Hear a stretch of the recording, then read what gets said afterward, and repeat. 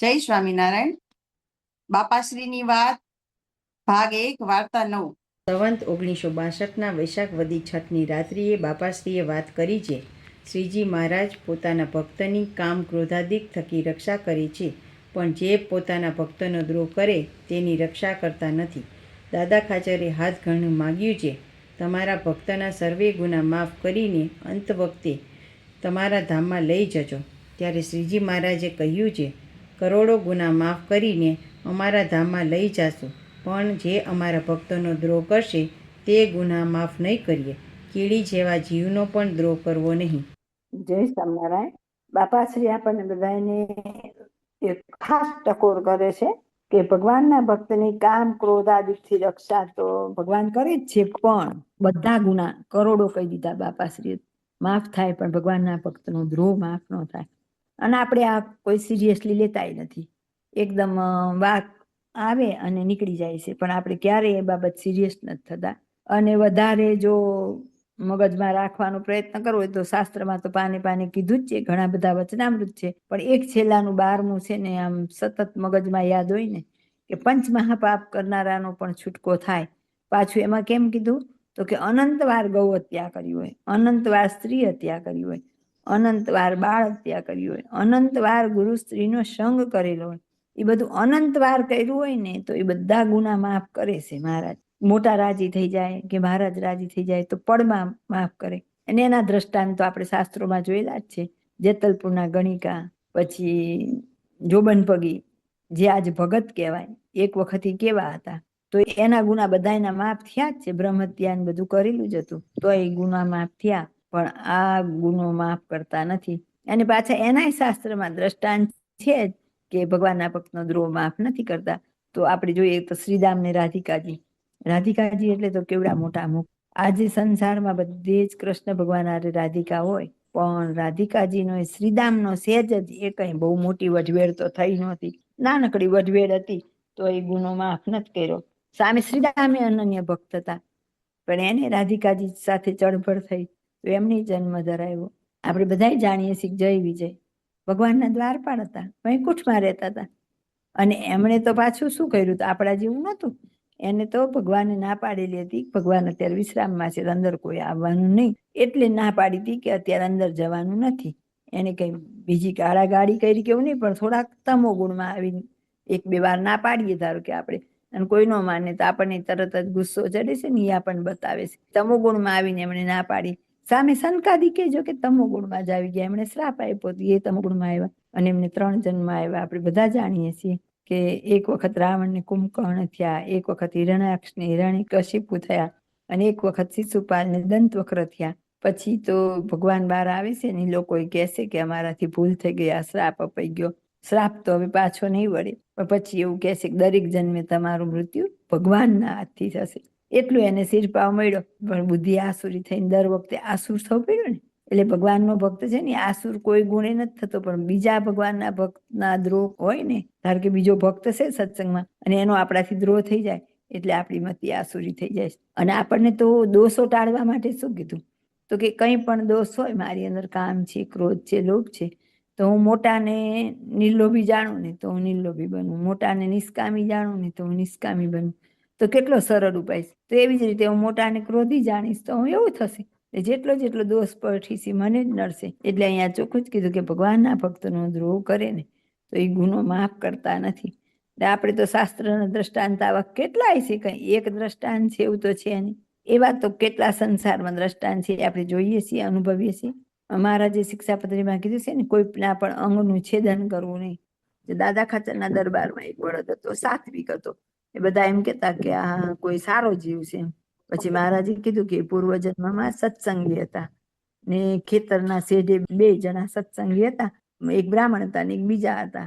પછી એ લોકોને શેઢા બાબતમાં કંઈક વઢવેર થઈ, એટલે એક હરિભગત હતા ને એને બીજા હરિભગતના પગ ઉપર માર્યું, એટલે એ હરિભગતનો પગ ભાંગી ગયો, એટલે એને એ દ્રોહ થયો. તો એના હિસાબે એને આ જન્મે બળદ થવું પડ્યું છે, અને બળદ થઈને એને પગ ભાંગશે. હજી પગ ભાંગીને પછી પીડા ભોગવી પછી દેહ મૂકશે ને. મહારાજે એવું કહી દીધું હતું કે એકાદશીના દિવસે દેહ મૂકશે. પછી થોડા દિવસ થયા ને બળદ ભડક્યો ખેતરમાં, અને એમાં એના પગમાં ઈજા થઈ, એની લંગડો થયો પગે. પછી તો એનાથી કંઈ કામ થાય એવું નહોતું, એટલે અહીંયા નહીં રે. અને દાદાના દરબારમાં બધાય જ્યારે આવી રીતે સત્સંગ કથા વાર્તા થતું હોય ત્યાં એ દૂર બેસીને સાંભળ્યા કરે ચૂપચાપ. અને પછી મહારાજે કીધું એમ એકાદશીએ જેને દેહ મૂક્યો એટલે શિક્ષાપત્રી એમ ના પાડેલી છે કોઈના અંગનું છેદન કરવું નહીં. તો જો આ જન્મે એને લંગડા થવું પડ્યું ને, એટલે એને કે એને કર્મ છોડતું નથી ને એમાં કીધું ને એમ કે બધા ગુના માફ કરશે પણ ભગવાનના ભક્તનો દ્રોહ માફ નહીં કરે. રાધિકાજી તો પોતાના અનન્ય ભક્ત હતા તોય માફ નથી કર્યા. એટલે કોઈ પણ ગમે એવો અનન્ય ભક્ત હશે. અહીંયા બાપાશ્રી પાછા આપણને એવું કીધું કીડી જેવા જીવને પણ દુભવવો નહીં. તો બાપાશ્રી જ્યારે બળદ જોડતા ગાડામાં ત્યારે એમ કહેતા કે જોજો કોઈ માંદા બળદને જોડતા નહીં, નહીંતર અમને એનું પાપ લાગે, અહિંસા ધર્મ લોપાય, એને નિશાસો પડે તો અમને પાપ લાગે. તો આપણે એવા ભક્ત બનવાનું છે તો આપણે આવું ઝીણું ઝીણું વિચાર કરવું, લેજકોની ભાવના રાખવી. અને ભગવાનના ભક્તની જેમ દ્રોહથી ખરાબ થાય છે તો આપણને એનો પક્ષ રાખવાથી કે એની સેવાથી એ ફળ બહુ થાય એ ખબર છે. તો આપણે આવી નાની નાની ભૂલો ન થાય એની સજાગતા રાખીએ. જય સ્વામિનારાયણ. સત્સંગમાં દાસપણું રાખે તેને કોઈનો અવગુણ ન આવે અને તેમાં રૂડા ગુણ આવે છે. જેને દાસપણું ન આવે ને પોતાને મોટા જાણે તેમાં માન ક્રોધાદિક દોષ રહે છે. તે દોષ સત્સંગમાં અવગુણ લેવરાવીને સત્સંગથી બહાર લઈ જાય છે ને હેરાન કરે છે. જ્યારે જીવને સત્સંગમાં સંતનોને હરિજનનો અવગુણ આવે છે ત્યારે તેનું માથું ફરી જાય છે ને દિશ ભૂલી જવાય છે. મોટાનું વાડિયું પણ પાછું વળાતું નથી, કેમ જે એમણે કારણ ઓળખ્યું નથી. જો કારણને એટલે શ્રીજી મહારાજને ને મુક્તને ઓળખીને તેમને વળગે તો તેને દેશકાળ નડી શકે નહીં, કોઈ વિઘ્ન પણ આવે નહીં, તેને માન મોહબ્બત કે કાંઈ વસ્તુ જોઈએ જ નહીં. બાપાશ્રી આપણને કહે છે કે સત્સંગમાં દાસપણું રાખે તેને કોઈનો અવગુણ ન આવે. તો સતત આપણને સાવધાની હોય કે આવા ઉત્તમ ભક્તો આપણને મળ્યા છે. અને આ સંસારમાં તો આપણે એવા કેટલાય ઠેબા ખાઈએ છીએ, કેટલું સાંભળીએ છીએ, ત્યાર તો આપણને કંઈ લાગતું નથી અને અહીંયા આપણને તરત ચોટી ઊંધી ચડી જાય છે. જો આ બધા દ્રષ્ટાંતો આપણે જોયા એવા યાદ રાખીએ તો તરત આપણને વિવેક રહે કે ના મારે આવું નથી કરવાનું. એમ દાસપણું ન આવે તો કે મોટા જાણે તેમાં માન ક્રોધ આદિ દોષ રહે છે.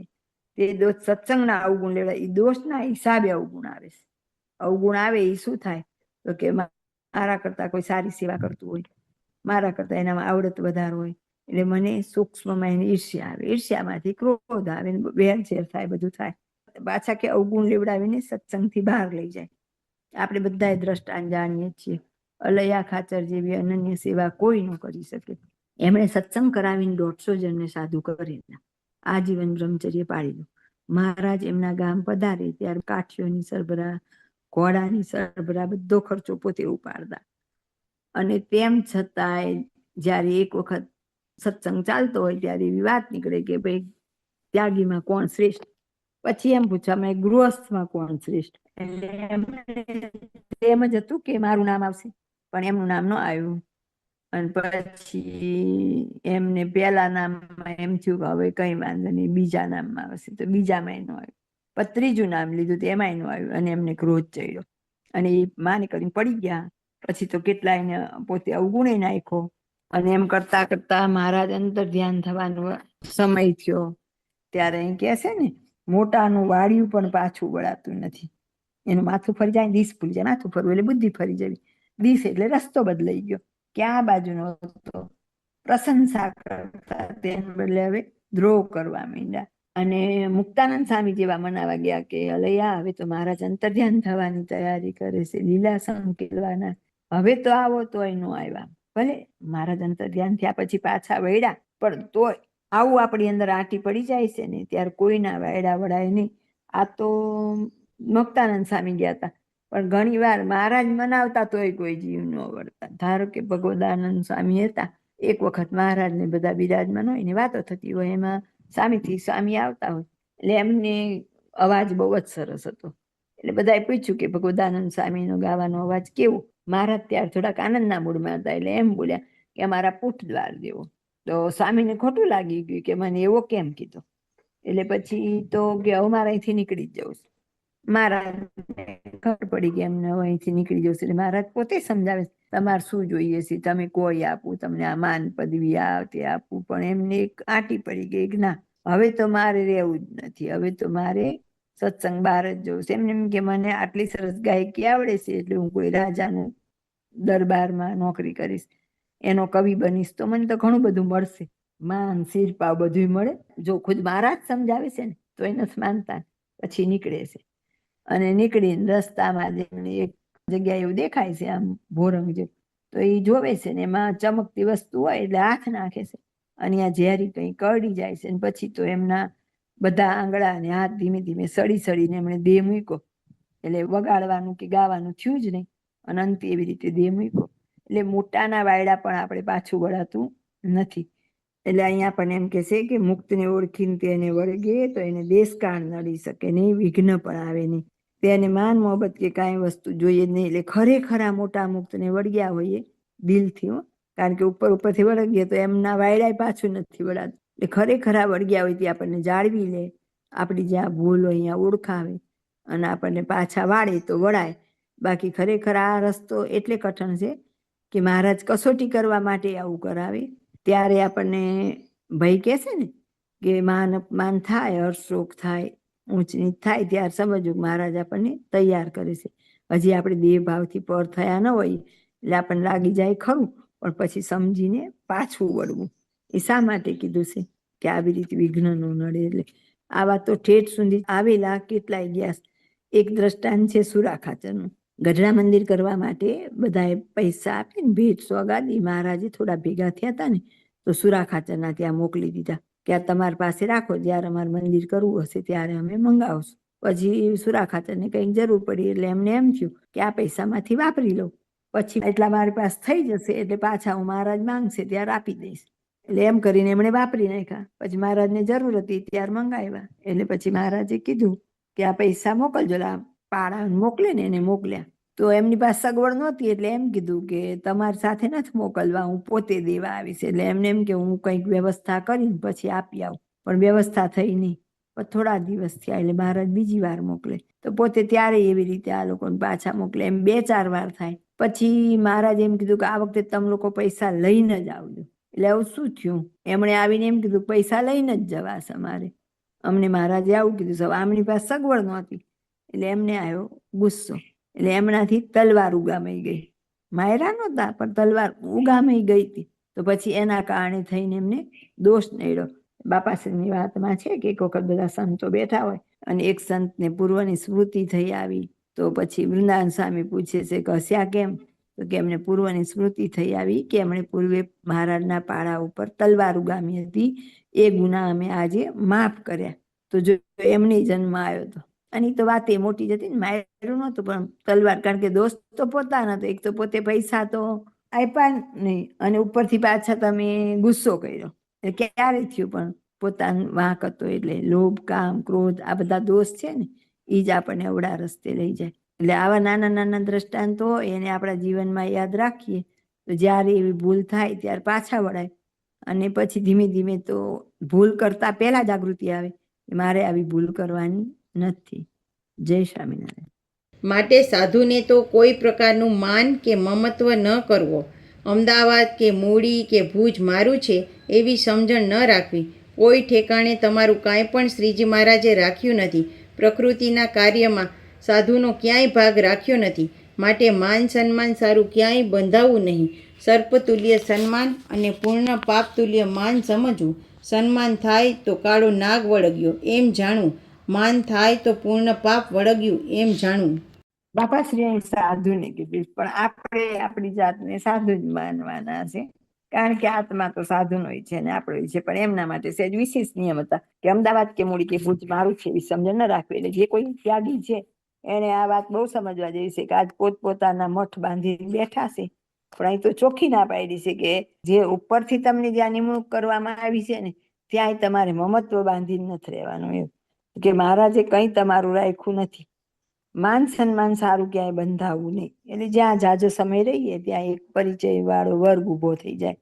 એમાંથી આપણને આદર સત્કાર ને માન સન્માન મળે. એટલે એમાંથી લુખા થવા માટે કીધું છે. સર્પ તુલ્ય સન્માન, પૂર્ણ પાપ તુલ્ય માન. તો આપણું સન્માન કે માન બે કેટલી હદે સર્પ જેવું કીધું. અને બધા જ પાપ તુલ્ય માન કે માનમાંથી બધા દોષ આવે. સન્માન થાય તો કાળો નાગ વળગ્યો એમ જાણવું, ને માન થાય તો પૂર્ણ પાપ વળગ્યું.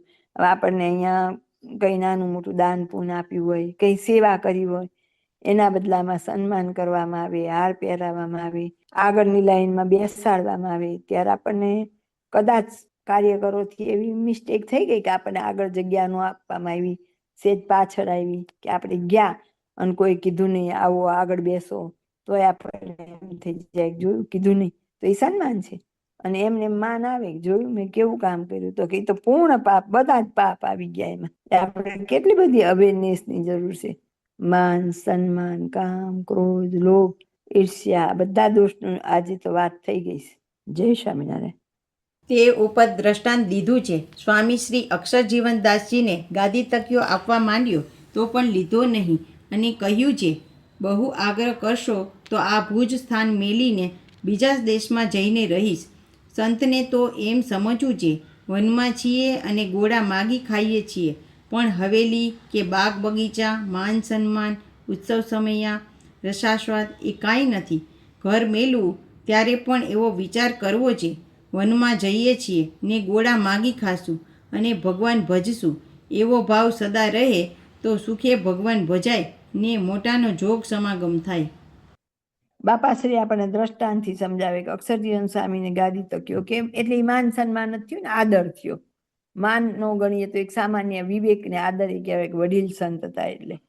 તોય એમણે એમ કહી દીધું કે બહુ આગ્રહ કરશો તો આ ભુજ સ્થાન મેલીને અમે જતા રહેશું. તો એ આપણને સમજાવે છે કે કોઈની મોહબતમાં લેવાઈને પણ આપણે એ રસ્તે ચાલવું નહીં. નિષ્કુળાનંદ સ્વામી ગોપાળાનંદ સ્વામીનો સમાગમ કરવા ગયેલા અને એમણે ત્યારે કીધેલું જ કે હું સારી સારી રસોઈને હું નહીં લઉં, સાદો ખોરાક રાખશું, કે આવો કે આપણે નહીં લઈએ. પણ પછી એમણે એક બીજે દિવસે સવાર જોયું, હરિભક્તો દૂધના બોઘાણા લઈ લઈને આવતા હતા, એટલે ખબર પડી કે કેમ, તો કે આ દૂધપાકની રસોઈ. તરત એમણે સામાન ઉપાડ્યો કે અહીં આપણે રહેવું નથી. ગોપાળાનંદ સ્વામી સમજાવ્યું કે હવે આપણે આવું નહીં કરીએ. કેવું એમ આપણે અવેરનેસ રાખવાની છે કે સેજ સેજ સેજ પગ લપટતો જાય તો એ ધીમા ધીમામાંથી આપણે ક્યારે આગળ વધશું ને આપણને ખબર પડશે નહીં. એટલે અહીંયા ચોખ્ખું જ કહી દીધું કે હવેલી, બાગ, બગીચા, માન, સન્માન, ઉત્સવ, સમયા, રસાસ્વાદ, જે કાર્યનું લિસ્ટ આપ્યું હતું ને આગળ આપણને 6ઠી વાર્તામાં આપ્યું હતું, એમાં હતું આચાર્ય સાધુ સંગી મંદિર, એમાં ઉમેરો આવ્યો પાછો. હવેલી, બાગ એટલે હવેલી એટલે મોટા મંદિરો બાંધવા કે ધર્મશાળાઓ બાંધવી, એમ બાગ બગીચા કરવા ત્યાં નથી તાણ હોતું. દરેકના ભાગમાં જે કામ આવ્યું ને એમાં એ નિષ્ણાત થઈ જાય, જે મંદિર બને કે ગુરુકુળ બને, જે કંઈ બને ને એમાં કોઈને બાગની પ્રવૃત્તિ બહુ ગમે, કોઈને આ બાંધકામની ગમે. પછી એ સ્વામીનું બહુમાન કરવામાં આવે કે આ બધી સેવા આમણે કરી છે એમ. પછી કે ઉત્સવ સમયા, એમાં તો અત્યારે બધા પારંગત થઈ ગયા છે અને આવ્યો છે એટલે રસાસ્વાદી, આપણે ને એમને બધા એને નડે છે. તો બાપાશ્રી જો જ્યાં જ્યાં અગત્યની વાત આવશે ને ત્યારે આપણે નજર કરશું રસાસ્વાદ ને તો પહેલા જ લાવશે. એટલે કે આ બધું છે ને આપણને નડે. બાપાશ્રી એક ગૃહસ્થ છે અને ત્યાગી સંતોને આવી સલાહ આપે છે, કેવડી મોટી વાત છે. કે ઘર મેલીએ ને ત્યારે આપણે વિચાર કરીએ છીએ કે આપણે તો વનમાં જે બાપાશ્રી આપણને સમજાવ્યું કે વન એટલે આજ તો મંદિરો કરી દીધા. વન એટલે જેને સંસારની માથાકૂટમાં નહોતું પડવું, પ્રવૃત્તિ માર્ગમાં નહોતું પડવું, એમણે નિવૃત્તિ માર્ગ પકડ્યો. કેમ તો કે ત્યાં એક ભગવાન ભજવા સિવાય કોઈ પ્રવૃત્તિ ન રહી. પણ માયા તો ત્યાંય જઈને આવીને ઊભી રહી. તો એ સેવાના ભાગરૂપે હવે એમને મંદિરો બાંધવા અને બાગ બગીચા કરવાનું, વારે વારે ઉત્સવ સમયનું આયોજન કરવું. એક પૈતો નથી, 4 તો પેન્ડિંગ તૈયાર થઈ ગયા હોય, ડેટે બહાર પડી ગયો હોય, આયોજન ચાલુ થઈ ગયા હોય. વળી આ વખતે આ થીમ રાખી હતી ને આ વખતે આ રાખશું, એ મોટી મોટી કંકોત્રી કરશું, ગિનીસ બુકમાં નામ લાવશું. એ તો ઉલમાં ચૂલમાં પડ્યા જેવું થાય. આપણો વ્યવહાર તો નાનો હતો, ત્યાં તો મોટો થઈ ગયો. જેમ જીવને નાના પંચભૂત હતા અને ઈશ્વરને મોટા, એમ આપણો વ્યવહાર ટૂંકો હતો, નાનો હતો, સાધારણ હતો. ઓલામના હાથમાં તો ઉલટાનું મોટું આવ્યું હતું, એને તો ઉલટાનું ગળે જ કાફલો અટક્યા જેવું થયું. એટલે આ બધો વિચાર કરવો, એમ બાપાશ્રી એમ કે છે કે આવો બધો વિચાર કરવો અને સદા મોટાનો જોગ સમાગમ થાય ને ભગવાન ભજાય એવું કરવું. મોટાનો જોગ સમાગમ એ ક્યારે થાય? બહુ પ્રવૃત્તિમાં પડે છે ને એની પાસે સમય જ ન થતો. જે કોઈને ખરાબ લાગશે, પણ જે બહુ સેવા કરવા જાય ને એકલી, એને પછી આ મોટાનો મહિમા, મોટાનો આદર, એમની અનુવૃત્તિ એ ખબર જ નથી રહેતી. કારણ કે એને ઓલો સેવાનો વેગ ચડી જાય, એમાં જ્ઞાન માર્ગ ન્યૂન થઈ જાય છે. જેટલું જ્ઞાન માર્ગ ન્યૂન થાય એટલી સાચી સમજણ ન રહે અને પછી એમાંથી ક્રોધ, ઈર્ષ્યા બધું જન્મે છે. એટલે પડે પડે સાવધાન રહી અને અહીં કીધું ને મોટાનો જોગ સમાગમ થાય એવી રીતે આપણું જીવન કરવું. જય સ્વામિનારાયણ. સત્સંગમાં તો પરિપક્વ નિશ્ચયવાળા સંતને માન, સન્માન, વસ્ત્ર, રસાસ્વાદ આદિ સિદ્ધિઓ મળે, પણ એ બધી ગ્રહણ કરવી નહીં. ઘટે એટલું ગ્રહણ કરવું ને બાકીનું ત્યાગ કરવું. એમ ન કરે ને બધું ગ્રહણ કરે તો ભગવાન ભૂલાય અને વિષયી થઈ જવાય. રસાસ્વાદ જીવનું બહુ બગાડે છે. તેથી રસાસ્વાદ મૂકે તો મોટાના સમાગમનું સુખ આવે. બાજરીના રોટલા શ્રી ઠાકોરજીને જમાડીને ભગવાન ભજવા ને આવા મુક્તનો સમાગમ કરવો. પૂર્વ તો મુમુક્ષુઓએ ધોબરાવણ પીને પણ સમાગમ કર્યો છે. આજ તો પત્તર ભરીને જોઈએ તેટલું મળે છે. આગળ તો સંત લીંબુ જેટલા ગોળા ખાઈને રહેતા અને આજ તો પૂરેપૂરું મળે છે તો પણ સ્વાદ ન મૂકે તો દુઃખી થાય. માટે રસાસ્વાદનો ત્યાગ કરવો. બાપા શ્રી કહે છે સત્સંગમાં પરિપક્વ નિશ્ચય વાળાને માન, સન્માન, વસ્ત્ર, રસાસ્વાદ આદિ સિદ્ધિઓ મળે. કીધું તો માર્ગમાં જતા સિદ્ધિઓ આદિ આવે. એ માર્ગ એટલે કઈ અહીંથી અક્ષરધામનો કોઈ રસ્તો છે નહીં. આ રસ્તામાં ઠેર ઠેર સ્વાગત કરવા માટે સિદ્ધિઓ ઊભી છે એવું નહીં, પણ ભગવાનને પામવાનો અહીંયા જે આ રસ્તો છે એમાં જે આ બધી પ્રાપ્તિ થાય. જો કોઈ મોટા સંત હોય તો એની પાસે દરેક પોતે ફ્રૂટ ને એવું લઈને આવે, પછી કઈ ગાડી કે મકાન કે બધું એમને પવિત્ર કરાવડાવે, એમના હાથે પગલા પધરામણી કરાવે, તો પછી ડ્રાયફ્રૂટ ભેટમાં મૂકવામાં આવે, સારી સારી પ્રસાદી બનાવવામાં આવે. આ બધા રૂપે સિદ્ધિઓ આડી આવે. એટલે કે ઘટે એટલું ગ્રહણ કરવું ને બાકીનું ત્યાગ કરવું. જો પ્રસાદી બધી કરી છે પણ એમાંથી આપણે યોગ્ય લાગે એવી હોય, જે આપણને રસાસ્વાદ તરીકે નળી એવી ન હોય એવી ગ્રહણ કરવી ને બીજી ત્યાગ કરવી. હવે કે એવું ન કરે તો શું થાય? તો કે એવું ન કરે ને બધું ગ્રહણ કરે તો ભગવાન ભૂલાય ને વિષય થઈ જવાય. જો ધ્યાન ન રાખે તો કે આજ સેજ કરતા કાલ આપણે ક્યારે વિષય થઈ જઈએ આપણને ખબર પડે નહીં. અને આવા આપણે આગળ દાખલા જોયેલા પણ છે. રસાસ્વાદ જીવનું બહુ બગાડે છે. તેથી રસાસ્વાદ મૂકે તો મોટાના સમાગમનું સુખ આવે. જો મોટાના સમાગમનું સુખ કેમ નથી આવતું, આવો ધાર કે પ્રશ્ન થાય કે મોટાના સમાગમ તો બધાએ કર્યું તો એ જોઈએ એવું સુખ કેમ ન આવ્યું? તેના કારણમાં એક જ વાત છે, જો કોઈની નજર પડતી હોય તો ધ્યાન, ભજન, માળા, પ્રદક્ષિણા, સેવા, સમાગમ આ કઈ જ નથી કીધું. એક જ કહી દીધું કે રસાસ્વાદ. હવે આપણે આપણી બુદ્ધિથી કનેક્શન મેળવવા જઈએ તો ક્યારે એવું લાગે કે મોટાની સાથે રહીએ છીએ, સેવા કરીએ તો એ અનુવૃત્તિમાં કેમ યોગ્ય નથી રહેતું અને કેમ જોઈએ એવું સુખ નથી આવતું? તો એનો જવાબ એ રસાસ્વાદમાં આવ્યો. હવે આપણી કલ્પનામાં આવે કે રસાસ્વાદ ક્યાં ક્યાં આપણને નડે છે. કારણ કે રસાસ્વાદ વધારે હોય ને તો અહીંયા જ આપણે જોઈએ તો આ વાતમાં બાપાશ્રીએ કેટલી વાર ટકોર કરી કે આવું બધું મળે ખાવું નહીં, ઉત્સવ સમયા કરવા નહીં, ધામધૂમ બાગ બગીચા બધું કરવું નહીં. તો એ આપણને ખંડન કરે પંચ વિષયનું. ત્યારે આપણામાં વિષય હોય, રસાસ્વાદ હોય તો એ મોટાનો અભાવ આવે એટલે આપણે પડી જઈએ. એટલે કે છે કે મોટાના સમાગમનું સુખ તો જ આવે જો રસાસ્વાદ મૂકે. કારણ કે જ્યાં સુધી એમાં આપણી વૃત્તિ છે ત્યાં સુધી જોઈએ એવું આપણે સુખ માણી નહીં શકીએ. બાજરીના રોટલા જમવા એટલે સાદો ખોરાક જમવો અને આવા મુક્તનો સમાગમ કરવો. એ પાછું આપણને ધ્યાન હોવું જોઈએ. કોનો સમાગમ કીધો? બાપાશ્રી જેવા મુક્તનો. તો આજે બાપાશ્રી પ્રત્યક્ષ નથી કે મામા નથી, મુનિસ્વામી નથી, તો પણ એમના શાસ્ત્ર તો છે ને આપણી પાસે. એનો સમાગમ કરવો ને આવી રીતે શબ્દ સમજવાનો પ્રયત્ન કરવો. આ તો આ ઓન કરી ચેનલ અને બેસી ગયા, આમની કથા સરસ આવે ને આમની, પછી આખો એમનો 1 કલાક કેવો હોય ને આપણે એનો સાર કાઢીએ તો સારમાં તો એકાદું ચરિત્ર આવે, છેલ્લે સંતનો મહિમા આવી જાય. સંત જમે તે ભેળો હું જમું રે. એટલે આપણને ધન્ય ધન્ય સંત સુજાણ ને સંત છે સ્વયં શ્રી હરિ. આપણા મગજમાં એ પછી ઘૂમવા માંડે પણ કેવા એ ન ખબર પડે. એટલે કીધું છે કે દિવ્ય ભાવ બધાને વિશે રાખવો, પણ સમાગમ તો આવા મુક્તનો જ કરવો. તો એ ચોખ્ખું જ કીધું કે આવા મુક્તનો સમાગમ કરવો. એટલે આ ભગવાન ભજવામાં શું કરવું? આવા જે પાત્ર હોય એવાનો સમાગમ કરવો. પછી ચાલો ચાલ બધા હોય, બધાની વાત સાંભળીને જ્યાં ત્યાં અટકાય નહીં. પછી કે આજ તો આપણને જોઈએ એટલું જમવા મળે, આગળ બધાને જરા મળતું. મહારાજે ત્યારે એવી આજ્ઞા કરેલી કે એક જગ્યાએ સરખો તમને ભિક્ષા મળે ને ત્યાં સુધી રહેવાનું, પછી જેવી મળવા માંડે ને એટલે નીકળી જવાનું. એથી વધારે રોકાવાનું નહીં. તો એક વખત મુક્તાનંદ સ્વામી મંડળને લઈને ફરતા ફરતા જામનગર પહોંચ્યા હોય. એ લોકોને ક્યાંય ખાવા મળતું નથી હોતું. ક્યારેક મળે તો જરાક આમાં કીધું ને એમ લીંબુ જેવડા ગોળાની એ જોડીમાં બાંધવાનું, પછી પાણીમાં ઝબકોરવાનું, અને પછી નીતરી જાય એટલું તેલ મરચા મીઠા બધું જતું રહ્યું હોય, એમાંથી બધાના ભાગમાં લીંબુ જેવડા ગોળા આવે. ક્યારેક તો પછી એટલું ન આવતું. પછી મુક્તાનંદ સ્વામી છે ને મહારાજને પત્ર લખે છે કે આવી રીતે બધાને તકલીફ છે, કેટલાક તો હવે રાત અંધાઈ થઈ ગયા છે અને ખાવાય મળતું નથી. પછી અતિશય ઓટ સુકાય છે, ત્યાર છે ને ખરો તડકો હોય અને તળાવ સુકાઈ ગયું હોય, ત્યારે થોડું ભીનું રહ્યું હોય ને, તળિયે ખાબોચ્યું ન હોય પણ ભીની માટી હોય, તો એના કપોતરા લઈને ઓઠે મૂકે કે સહેજમથી તરસ છીપાય એમ. તો એવી દશામાં આ બધા ભગવાન ભેજા છે ને એવું દુઃખ વર્ણન કરીને કાગળ લખ્યો મુક્તાનંદ સ્વામીએ. તો મહારાજે સામે એક દ્રષ્ટાંત મોકલ્યું. મહારાજ આય ન બોલ્યા, નાય ન બોલ્યા, અને મહારાજે એક કાગળ લખીને મોકલો કે એક સાધુ હોય છે, તો એ ભગવાન ભજતા હોય, એની પાસે એક શિષ્ય થવા આવે છે કે મને તમારો ચેલો બનાવો. તો ઓલા બધી વાત કરે, પછી એમ કે તારી બધી વાત સાચી, પણ તું અહીંયા રહીશ તો જમીશ.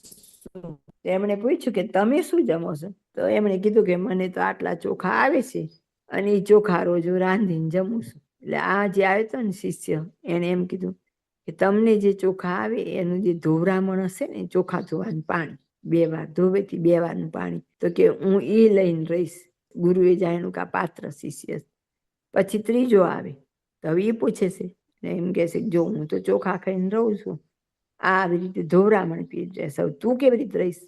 પછી ઓલા કીધું તો તમારા ચોખા રંધાય ને એમ જેવું અસામણ નીકળશે, આપણે ગરમ કરીને અસામણ કાઢીએ, તો કે હું એ પીને રહીશ. પછી હજી બીજો એક આવે, એને પણ ગુરુ પૂછે હું આવી રીતે રહું છું, આ શિષ્ય આવી રીતે રહે, આ શિષ્ય આવી રીતે રહે, તો હવે તું કેવી રીતે રહીશ?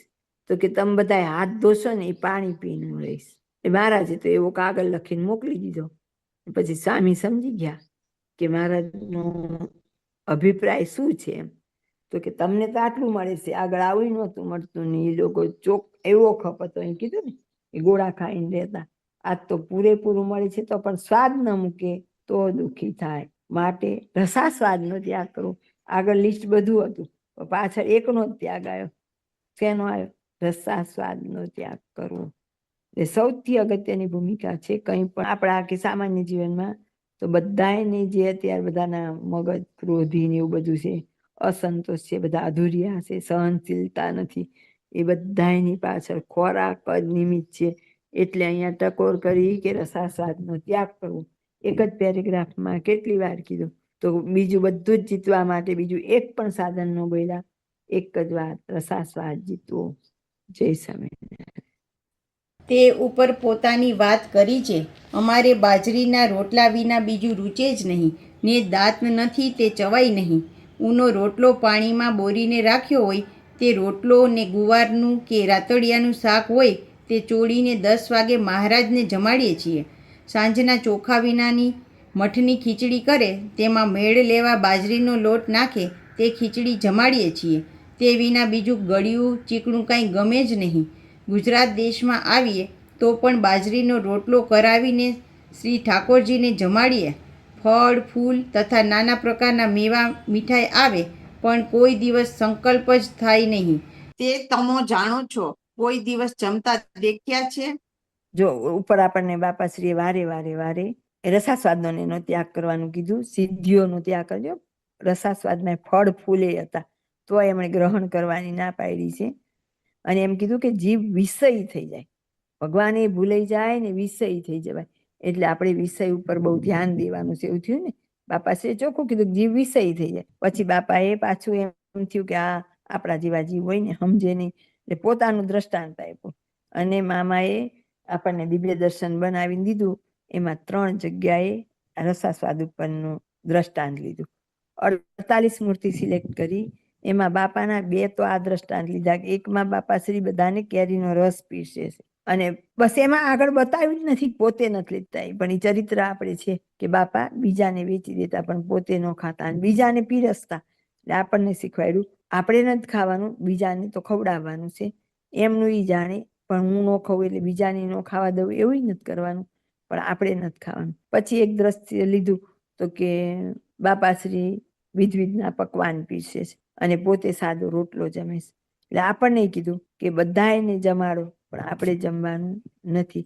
જો વાત કરનારા આપણને એન કેન બધી રીતે પાડવાય કરે અને એમનામાં રહીને પાડવા મહારાજે બોલે કે આપણે જરાય ડગીએ છીએ. આપણે શેને નજર સમક્ષ રાખવાનું તો કે શાસ્ત્રને. અહીં બાપાશ્રીએ ચોખ્ખું કીધું કે અમારે બાજરીના રોટલા વિના બીજું રૂચે જ નહીં. દાંત નથી તે ચવાય નહીં. તો ઊનો રોટલો પાણીમાં બોળી રાખતા. વિચાર કરીએ આપણે, એ તો લોટ જ પલડીને થઈ જાય ને, તો એવો ખાતા. દાંત નથી તે ચવાય નહીં, ઊનો રોટલો. એટલે આપણને કહેશે કે એમણે દાંત બીજા નાખ્યા નહોતા, નહીતર નાખ્યા હોત તો આવું ન બોલે. એટલે એ દ્રષ્ટાંત આપી દીધું.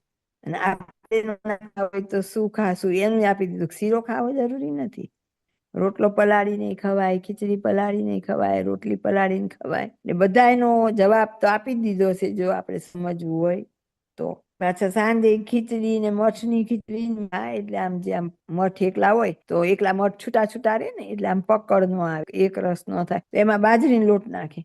હવે આપણને બાજરીનો લોટ નાખેલા મઠની ખીચડી કલ્પનામાં આવે. પછી કે બીજું ગળ્યું ચીકણું કાંઈ ગમે જ નહીં. તો પછી એમને પોતાના ખાવામાં નથી ગમતું. હવે એમને કંઈ કરવાનું હતું જ નહીં, તો એ આપણને બતાવવા માટે કરે છે. અને પોતાની નથી ગમતું તો આપણે જમીએ ત્યારે તો એમને કેમ થતું હશે? એ જોઈને મરક મરક હસતા હશે ને. ઓલા ગંગામાન કીધું હતું ને, મેરરાન મુંડી કઈ કઈને મરી ગયા તોય, એમ આપણને જોઈને એમ જ કરતા હશે ને, હું બોલી બોલીને થાકી ગયો તો એના ઈ પાછા જો કે ગુજરાત બાજુ આવીએ તો ફળ ફૂલ ને નાના પ્રકારના મેવા મીઠાઈ આવે. ચોખોટ આવી ગઈ છે કે ફળ ફૂલે નહીં, તો એ કે અમે કોઈ દિવસ અમને એ ખાવાનો સંકલ્પ ન થાય. તમે અમને કોઈ દી જમતા જોયા છે?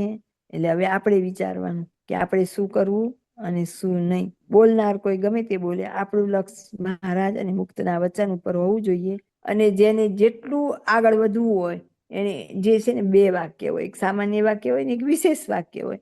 તો આપણે કયું ગ્રહણ કરવું? મારે સામાન્ય રહેવું હોય તો મારે સામાન્ય વાક્ય ગ્રહણ કરવાનું, અને મારે વિશેષ બનવું હોય તો મારે વિશેષ વાક્ય ગ્રહણ કરવાનું. તો હવે દરેક વસ્તુનો નિર્ણય આપણા ઉપર છે. જય સ્વામિનારાયણ. ત્યારે સંતો કહે, ના બાપા, આપ સંતોને વહેંચી આપતા, પણ આપને કોઈ દિવસ જમતા દેખ્યા નથી. બાપાશ્રી કહે છે, કોઈ દિવસ કોઈ ભાવે સહિત બહુ જ આગ્રહ કરે તો લગાર ગ્રહણ કરીએ, પણ તેની રુચિ નહીં. કેમ જે ગ્રહણ કરવા માંડે તો જીવ ચટણો થઈ જાય, માટે એમ રાખીએ તો ઠીક રહે. બાપાશ્રી કહે છે, સંતોએ જ્યારે પૂછ્યું કે અમે તમને જોયા નથી, બાપાએ પહેલા પૂછ્યું તમે અમને કોઈ દિવસ જમતા જોયા? સંતોએ ના પાડી, તમે બીજાને વેચી દો છો, પણ તમને જમતા નથી જોયા. આપણને તો હારી પ્રસાદી હોય તો એમ થઈ જાય કે માર માટે રાખી દઉં. પછી બાપાશ્રી કહે છે કે કોઈ દિવસ કોઈ અતિશય ભાવ હોય, કોઈ ભક્ત એવા હોય જેનો બહુ ભાવ હોય ને, એનો આપણે બાપાએ અત્યારે આવી વાત કરી હોય ને પછી આપણે જોઈએ કે લઈ તો ના પાડતા, તો જોઈ તો જમે છે. તો ત્યાર શું હોય, કોઈને અતિશય ભાવ હોય તો એનું મન રાખવા લગાર ગ્રહણ કરીએ. કેટલું કીધું લગાર, પણ એની એ રુચિ નહીં. લગાર એનું મન રાખવા રહેશે, પણ એને ગમતું નથી. પછી પાછા એ ચોખવટ કરે છે, કેમ નથી ગમતું? તો કે જો ગ્રહણ કરવા માંડીએ તો જીવ ચટણો થઈ જાય, માટે એમ રાખીએ તો ઠીક. એમ એટલે એવી તટસ્થતા, દ્રઢતા કે નહીં મારે આ લેવાનું જ નથી, એવું રાખીએ તો ઠીક. બાકી આપણે જરા જરા ચાખવા જઈએ ને મન રાખવા જઈએ ને, એમાંથી આપણે પડીએ ને પડીએ. અને બાપાશ્રીએ વિશેષ ને વિશેષ રસાસ્વાદ ઉપર ભાર મૂકેલો છે. અને કોઈ પણ ભક્ત પરોક્ષના હશે, કથાકાર હશે, કોઈનો પણ સિદ્ધાંત હશે તો એમાં રસાસ્વાદ આવશે આવશે ને આવશે. આપણે વાતને માનીએ કે ન માનીએ, પણ રસાસ્વાદનું ખંડન આવે તે. અને જેને જેને રસાસ્વાદ નડ્યા છે ને, આ વાતો નડી છે ને, એ ગયા છે એટલે જ ગયા. મેઇન તો એમને આ ખાનપાન જ નડ્યા હતા. દેહને હરવું ફરવું, મોજ શોખ માણવાનું, ખાનપાન, પછી આમાં ટકીએ નથી શકાતું. એટલે આટલું બધું ખંડન કર્યું. જય સ્વામિનારાયણ. ત્યારે સંતે કહ્યું છે, આપનું ખાવું પીવું, ઓઢવું પહેરવું તે સર્વે જીવના કલ્યાણને અર્થે છે.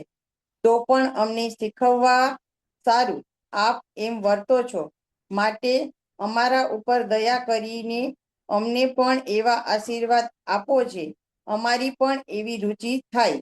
ત્યારે બાપાશ્રી કહે છે, મહારાજનો અને મોટાનો ખરો ખપ રાખશો તો તમારે પણ તેવું થશે. ઇતિ વાર્તા 9. જય સ્વામિનારાયણ. જો હવે બાપાશ્રી આપણને આવી બધી વાત કરી દીધી કે સહેજ સહેજ ચટણા થઈ જાય લેતા જઈએ એટલે એવું કરવું નહીં. એટલે કોઈનું માન રાખવા સહેજ સહેજ લઈ, આપણે તો સાધન દશામાં છીએ એટલે આપણને તેની ના હશે કે એમાંથી જ ચટણા થઈ જશો અને પડી જશો. પછી સંતો કહેશે કે હા બાપાશ્રી, તમે તો જે ખાઓ પીવો પહેરો ઓઢો એ શું છે, તો કોઈ જીવને બહુ આગ્રહ હોય તો એની તમે સહેજ સેવા ગ્રહણ કરો એટલે એ જીવનું, ધારો કે કોઈ પશુનું દૂધ લીધું હોય તો પશુનું કલ્યાણ થાય. એટલે એ જે કરતા હોય તો બીજા જીવના કલ્યાણના અર્થે કરતા હોય. તો પણ કે અમને શીખવવા સારું આપ આમ વર્તો. જો ફ્રૂટ ને એવું આવે ને એ ગ્રહણ કરે તો એ ઝાડનું કલ્યાણ થાય, ફ્રૂટ લાવનારનું કલ્યાણ થાય, બધાનું કલ્યાણ થાય. પણ કે તોય જે મોટા કરવા માંડે તો એ જોઈ નાના કરે. એટલા માટે થઈને કે તમે અમને બધાને શીખવવા માટે થઈને આવી રીતે વર્તો છો, બાકી બાપાશ્રીને આવી રીતે વર્તવાની કોઈ જરૂર છે નહીં. એટલે પછી એમ કે છે કે અમને પણ એવા આશીર્વાદ આપો કે અમારી આવી જ રુચિ થાય. તો આપણે બધા બાપાશ્રીને મુક્તોને પ્રાર્થના કરીએ કે આપણે આવી રીતે રસાસ્વાદમાંથી આપણું મન ઉખડે. અને બાપાશ્રીએ કીધું મહારાજનો ને મોટાનો ખરો ખપ રાખશો તો તમારે પણ એવું થશે. હવે આપણે જોવાનું, મહારાજને મોટાનો ખપ શબ્દ નહોતો, ખરો ખપ ખરેખર મેળવવાશે તો આવું થશે, કારણ કે તો એમની કૃપા ભરશે. અને જો આપણે ખરેખર નહીં મેળવવું હોય તો આપણે આ વાતો વાંચશું અને આમ કાઢી નાખશું, એને બહુ લક્ષમાં નહીં લઈએ, તો આપણે આવું નહીં થાય. એટલે આપણે અહીં ધ્યાન રાખવાનું છે કે આપણને જો ખરેખરો ખપશે તો ચોક્કસ સહાયમાં ભળશે. અને જો આપણી કાચપ હોય, હજી આપણે મન અચુડચું થઈ જતું હોય, તો મહારાજને મોટાનો ખપ ને દ્વારા આપણે વધારતા જવું કે મારે તો મહારાજને મોટાને રાજી કરી જ લેવાશે અને આ જન્મે પૂરું કરી લેવું, તો મહારાજને મુક્ત આપણી સહાયમાં ભળશે અને આપણને આગળ ને આગળ પ્રગતિ કરાવશે. જય સ્વામિનારાયણ.